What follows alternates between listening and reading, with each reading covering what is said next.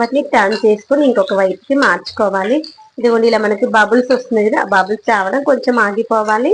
వీటిపైన skin colour అంటే కొంచెం చేంజ్ అవ్వాలి, సరిపోతుంది. కొంచెం చేంజ్ అయిందంటే అది మనకి లోపల మంచి కుక్ అయినట్టు. మరీ ఎక్కువ కుక్ అవ్వాల్సిన అవసరం లేదు, కొంచెం కలర్ మారితే సరిపోతుంది. తర్వాత ఇంకొక వాయి వేసుకుంటే అంటే అయిపోతుంది. చూడండి ఎంత మంచిగా వచ్చాయో. ఇదిగోండి అన్ని కూడా ఉసిరికాయలు ఫ్రై చేశాను, ఫ్రై చేసి పక్కన పెట్టేసుకున్నాను. తర్వాత వెల్లుల్లి రెబ్బలు అయితే ఒలిచి పెట్టుకున్నాను. ఆ లోపల ఆయిల్ చల్లగా అయిపోయింది, మళ్ళీ ఆన్ చేశాను.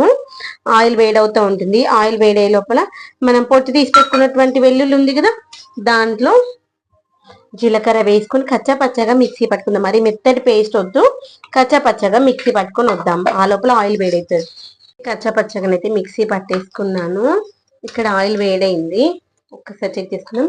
ముందుగానైతే ఆవాలు వేసుకుందాము. ఆవాలు మంచిగా చిటపట్లు ఆడనివ్వాలి. ఆవాలు ఎంత మంచిగా చిటపట్లు ఆడితే దాంట్లో నుండి సువాసన అయితే అంత మంచిగా బయటకు వస్తుంది. ఈ యొక్క ఆవాలు జీలకర్రతోనే మనకి చట్నీకి అయితే మంచి టేస్ట్ అయితే వస్తుంది అనమాట. ఆవాలు వేగుతున్నప్పుడు జీలకర్ర కూడా వేసుకుందాము.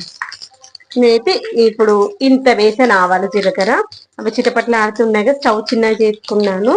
ఇప్పుడు మనం కచ్చా పచ్చగా దంచుకున్న అల్లం వెల్లిగడ్డ పేస్ట్ ఉంది కదా, దీన్ని వేసుకొని మంచిగా ఫ్రై చేసుకున్నాం. స్టవ్ బంద్ చేద్దాం. ఇంకా ఆయిల్ మంచిగా వేడి మీద ఉంది కదా, దీన్ని పచ్చి వాసన పోయేంత వరకు మంచిగా వేయించుకుందాం. ఇదిగోండి ఇది మంచిగా వేగనిద్దాం.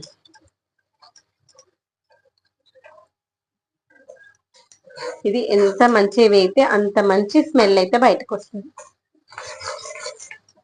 ఇది వేగుతా ఉన్నప్పుడు పసుపు వేసుకుందాం.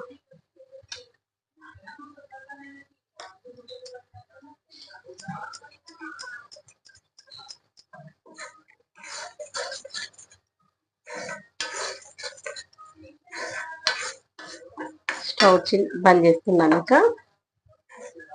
ఇది మంచిగా చల్లారనిద్దాము. చల్లారింది. ఇప్పుడు దీంట్లో మనము ఈ గ్లాసెడ్ కారం వేసుకుంటున్నాను. ఇది 1/2 kgకి అనమాట.